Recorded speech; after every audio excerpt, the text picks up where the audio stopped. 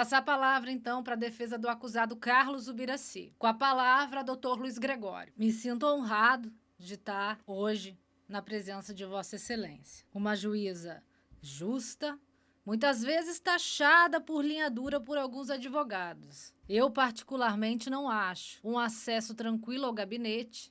Todas as vezes que eu preciso falar com ela sobre esse feito, seja sobre outros feitos, a magistrada sempre recebe prontamente. Então, não é questão de puxar sardinha, mas é a melhor juíza de Niterói. Aqui você consegue o acesso mais fácil, mais eficiente. Nobres senhores promotores de justiça, em nome do Dr. Carlos em especial, que está nesse processo acompanhando há muito mais tempo, e é o outro nobre promotor que está hoje aqui acompanhando. Promotor de justiça. Justiça. Essa é a palavra mais importante para os senhores jurados. Justiça. Meu amigo irmão, meu caro amigo irmão, doutor Ângelo Máximo, conforme ele falou, hoje nós estamos de lados opostos, mas faz parte. Saber separar o trabalho do profissional, assim como hoje os senhores vão ter que saber separar o joio do trigo entre os inocentes e os culpados. Porque os senhores viram isso, inclusive, como o Ministério Público já salientou isso. Nobres doutores também, com quem eu tenho a honra de estar dividindo a tribuna,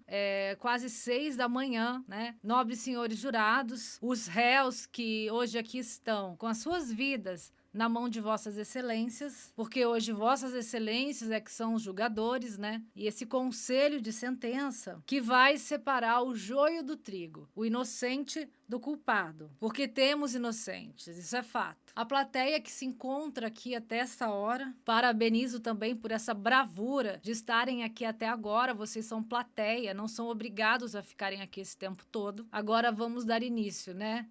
De uma forma, eu tentarei ser breve. O doutor Ângelo Máximo gritou, esperneou, gritos esperneantes. O Carlos é culpado, Carlos fez isso, Carlos fez aquilo. Quando o Ministério Público entende que não. O que foi que o doutor Ângelo fez? O doutor Ângelo, que é representante da família da vítima. Ele que deveria buscar justiça, chegou no fórum hoje, dando entrevista para todo mundo, falando que chegou aqui para condenar todo mundo. Ele não está trabalhando na busca da verdade real. O que é trabalhar na busca da verdade real? É você arrolar testemunhas? É arrolar testemunhas que o Ministério Público não arrolou, que não tinha conhecimento dos fatos. Claro, não tinha como saber de tudo. E a defesa arrola essas testemunhas. A defesa do Carlos Ubiraci arrola a Raquel, filha, arrola a Rebeca, duas jovens que vieram em juízo com medo. Doutor, como assim com medo? Vocês viram que a Flor de Lis ousou fazer com o Anderson do Carmo? Imagina com elas, duas garotas, duas adolescentes, o pai preso, Carlos Ubiraci estava preso. Carlos Ubiraci, em audiência, na primeira fase, ele se manteve quase em silêncio, colaborou com a justiça, mas muito pouco. Hoje, a primeira pergunta que eu fiz a ele: o senhor hoje se sente seguro de estar aqui? Ele respondeu que sim. Por que que sim? Flor de Lis está presa. Ela está presa, mas tem gente dela aí solta. Mas ela em si está presa. Então já é uma coisa mais tranquila. Porque conforme o Carlos Ubiraci falou, hoje,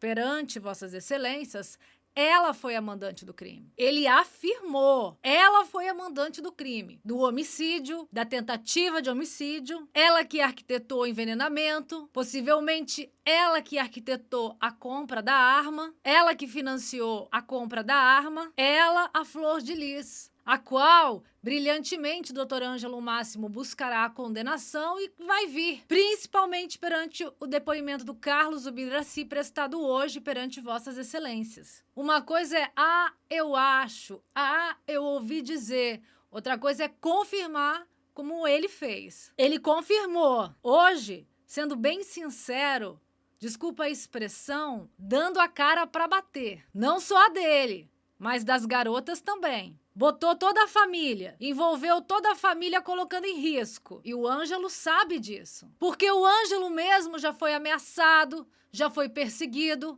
a Raquel já foi ameaçada. Então sabe que tá todo mundo em risco. Com o depoimento que ele deu, confiando que a justiça vai ser feita. O que é a justiça ser feita, senhores? É ele ser absolvido de todas as imputações a ele que foram feitas. O doutor Ângelo sustenta, o Ministério Público brilhantemente denunciou. Brilhantemente ele denuncia.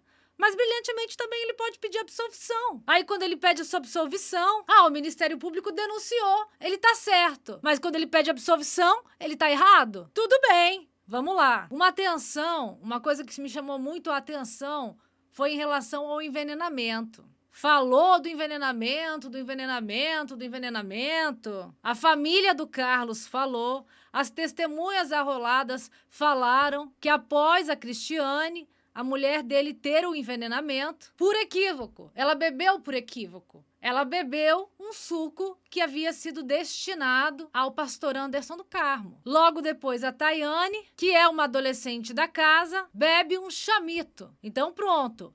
Era também uma bebida que era destinada ao Anderson do Carmo. Se duas pessoas bebem uma bebida que era destinada ao Anderson do Carmo e passam mal, há alguma coisa de errado ali. Começa um burburinho na casa sobre envenenamento. Um fala, o outro fala, um fala, o outro fala. Pronto. O quebra-cabeça tá montado. Agora, um ponto primordial. A vítima não acreditava que ele estava sendo envenenado. Do mesmo modo que a vítima não acreditou que a Flor de Lis, frisa-se, Flor de Lis, fosse a responsável por mandar matar o Anderson do Carmo. A vítima não acreditava. O Misael, os senhores ouviram aqui hoje, a Luana, o Luan também falou aqui hoje, quem falasse da Flor de Lis, ele não acreditava. Ela era uma deusa, ela era um anjo, ela era um absurdo.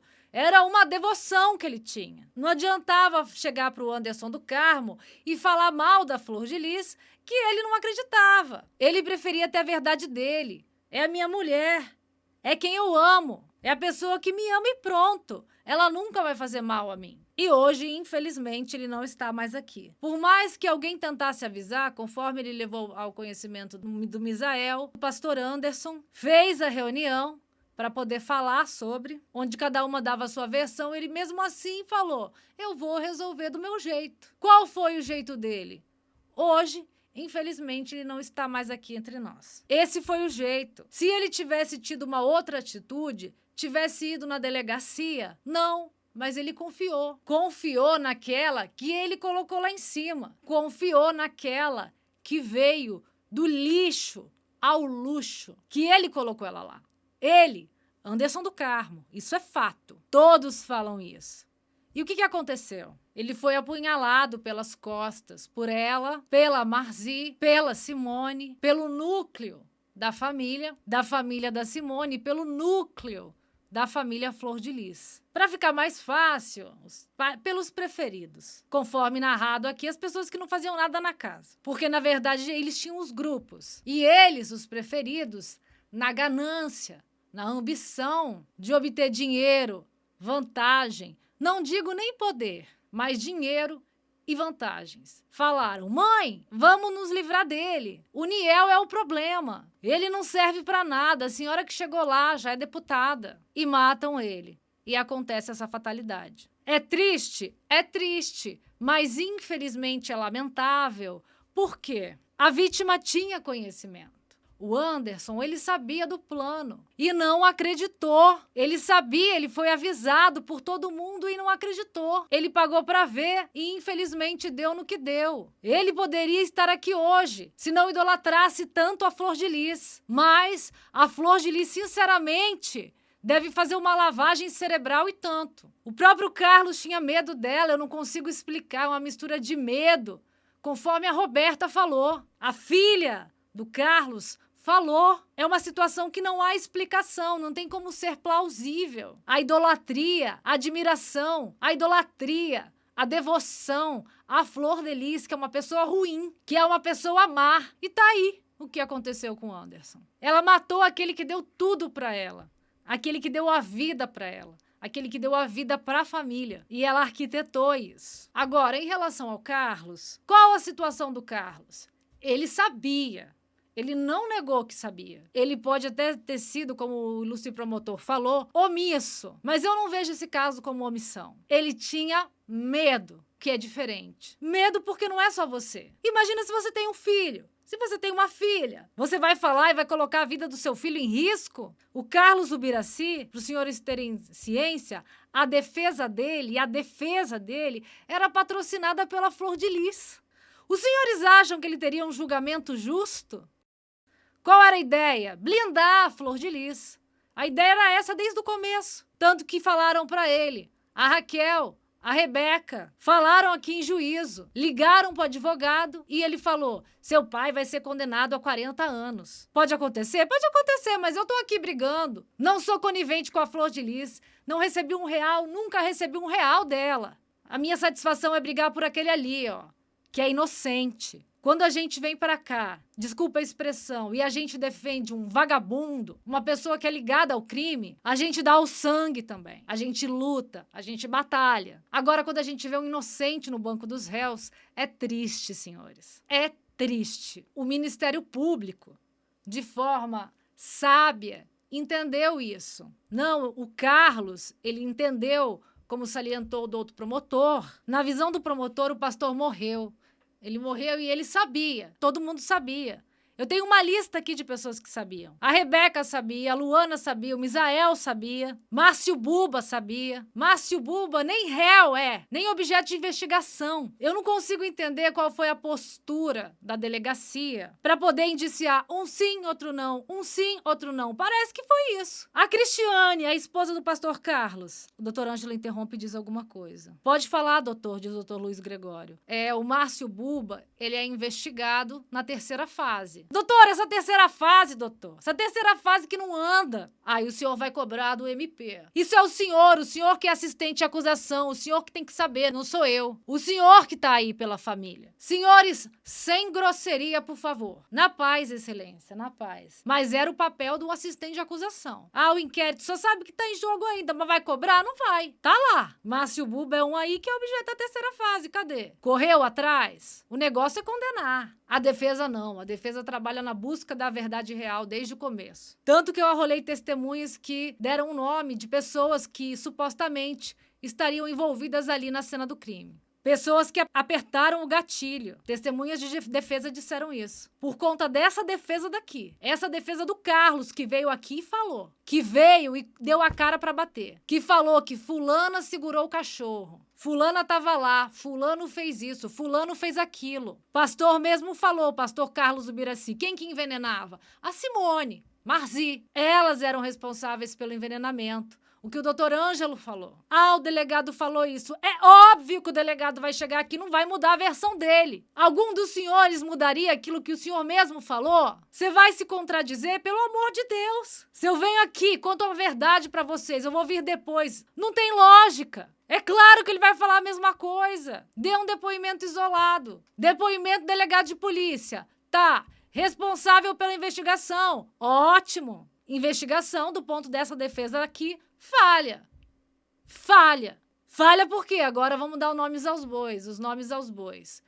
Cristiane sabia, Misael sabia, Luana sabia, Buba sabia, todo mundo na casa sabia. O pastor sabia. Por que separou? Por que foi o Misael e a Luana dar o telefone no outro dia na delegacia? O Misael soube do envenenamento, por que não procurou a delegacia? Por que não procurou a polícia? O Misael soube do plano homicida, que o pastor Anderson levou ao conhecimento dele. O que ele fez? Nada. O que a Luana fez? Nada. Adiantava fazer alguma coisa? Obviamente não. Todo mundo já falou aqui isso. Era idolatria do Anderson, da vítima, a Flor de Lis. Então não adiantava, não ia entrar nunca na cabeça dele que aquela pessoa que era a mulher dele, aquela pessoa por quem ele deu a vida, fazer um negócio desse. Infelizmente aconteceu. Tá? E um outro ponto que é importante ser destacado. Todos na casa falaram a mesma coisa em relação aos envenenamentos. Flor de Lis falava que era remédio. Remédio! Todo mundo fala isso. Misael fala isso. Luana fala isso. O pastor acreditava também que era remédio. O Anderson era muito nervoso, o Anderson era muito agitado. Todos falaram isso, não sou eu que estou falando. Pronto, o pessoal acredita. Até dar no que deu. Problemas no estômago, qualquer um pode ter. Mas hoje sabemos que era realmente envenenamento. Mas lá atrás, era fácil acreditar na versão da Flor de Lis. Afinal de contas, uma pastora casada com o cara, que era todo o suporte dela, que era o cérebro dela, quem não iria acreditar? Remédio, na hora. Hoje nós sabemos, antes não, claro. Então, senhores, eu não vou me estender muito porque o nosso tempo é curto e eu tenho que dividir com os colegas. Então eu peço que os senhores separem, por favor, o joio do trigo. Os inocentes dos culpados. Eu tinha deixado meus quesitos aqui, sumiram. Então, senhores jurados, na hora do quesito, no dia 16 de junho de 2019, o Anderson do Carmo veio a falecer. Ele veio a falecer. Faleceu. Faleceu sim. O Carlos Ubiraci, ele concorreu para o crime. Os jurados absolvem o acusado. Senhores, sim. Sim. Sim, porque ele é inocente. Sim, porque o Ministério Público, responsável pela acusação, o Ministério Público que denunciou, hoje o Ministério Público entende pela absolvição, assim como o Ministério Público se manifestou pela impronúncia. E quando ele se manifestou pela impronúncia, já se manifestou pela soltura, o que não aconteceu, porque ele está preso até hoje. O Ministério Público encontra razões que a defesa recorreu da denúncia. O Ministério Público, mais uma vez, se manifestou pela impronúncia, dizendo que não, que o réu não merece ser pronunciado. O réu merece ser absolvido. Doutor, o senhor me permite aqui um breve esclarecimento? Na verdade, a impronúncia, ela permitiria a continuidade das investigações, da participação do Carlos. Caso surgissem novas provas, e então, se surgissem novas provas e elas fossem analisadas hoje, então, surgindo a impronúncia, e então, se surgissem novas provas, se elas fossem avaliadas com a impronúncia ou a despronúncia, foi impossível que se fosse apresentada uma denúncia, na opinião do Ministério Público, mais consistente. Eu considerei que a prova não estava madura para ser trazida aos senhores jurados. Tendo sido mantida, né, a dúvida da ação que foi levada ao tribunal, e então, analisando as provas que vieram até hoje, eu mantive o pedido de absolvição. Não se pode continuar investigando mais, porque já está sendo julgado. Então, com essas provas, eu considero apenas que ele é omisso, conivente, lamentável da participação dele, mas não considero que há uma prova da conduta dele participativa. Por isso, pedimos a absolvição dele, ao contrário dos demais e outros que virão a serem julgados. Quem falou foi o promotor responsável pela acusação. O doutor Ângelo Máximo. Houve um espetáculo midiático. Primeira coisa, quando chega no fórum, vou ser bem sincero. Hoje, né, daqui a pouco, quando os senhores saírem daqui, os senhores assistam os jornais. O que ele fala? Ele já chega todo, vou condenar todo mundo. Primeira coisa que ele fala. Ele não quer saber quem é culpado e quem é inocente. Ele só quer saber que foi denunciado, acabou. É culpado. Denunciou, a denúncia é certa para condenar. Mas se manifestou hoje aqui o promotor pela absolvição, na visão dele, enfim. Cada um com o seu cada um. Ele fala o que ele tem prova e, francamente, não tem. Não foram produzidas provas em juízo. O que foi dito, o que foi falado em sede policial, o que foi dito isso, o que foi dito aquilo, Carlos Ubiraci não contribuiu. Por que o delegado não deu voz de prisão para ele no dia? Não deu, o delegado não deu ordem de prisão a ele. O senhor tá mentindo, falso testemunho, tá preso em flagrante. É o que pode acontecer, tá? Então, né, voltando já em relação à aquisitação, porque tem que respeitar o tempo dividido entre os colegas, os jurados absolvem o réu. Senhores, apliquem a justiça. Sejam justos. Sim, sim. Sigam o MP. São os advogados dele que estão falando. Segue o MP. Aqui quem tá certo é o doutor Ângelo, o doutor Gregório ou o MP? Porque se ele tivesse mentindo, o MP teria pedido, desculpa, a condenação. Teria pedido a condenação, não estaria pedindo a absolvição. Então, nada mais justo do que seguir o MP. O promotor, doutor Carlos, não sei quanto tempo ele tem de júri, mas ele está no júri frequentemente. Eu tenho mais 2 processos com ele aqui. É o dia a dia dele. Local do promotor é aqui, o tribunal do júri. Doutor Ângelo Máximo, até onde eu sei, vou colocar o dedo na ferida. É o único processo no júri que ele funciona como assistente de acusação. Então, olha a diferença. O promotor que está aqui cotidianamente, que tem experiência, que está atualizado com isso daqui, entende que não tem prova. Então, senhores jurados, sigam o MP. O MP trabalha na busca da verdade real.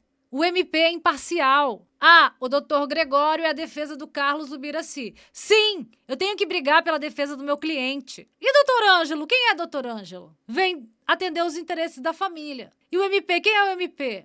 Um órgão do Ministério Público, imparcial. Então, por favor, o réu, Carlos Ubiraci, ele deverá sim ser absolvido de toda a imputação e não se baseia só na defesa. Se baseia naquele que o acusou. Aquele órgão que o acusou, hoje, entende que ele tem que ser absolvido. Então, senhores jurados, se baseiem no MP. Ah, eu não quero seguir a defesa, eu não quero seguir o assistente de acusação, então se baseiem no MP. Então, por favor, o réu deverá sim ser absolvido.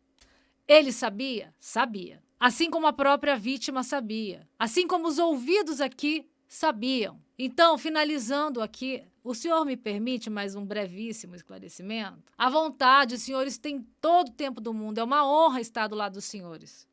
O Ministério Público pede absolvição em relação à autoria. Materialidade do crime de homicídio tentado, consumado, com plena materialidade nos autos. Na realidade dos tiros e na realidade do envenenamento. Não tem conhecimento de materialidade, então que seja afastado do Carlos essa acusação de homicídio tentado e consumado. Então é isso. Eu agradeço os senhores por terem aceito estarem aqui até essa hora. Obrigada.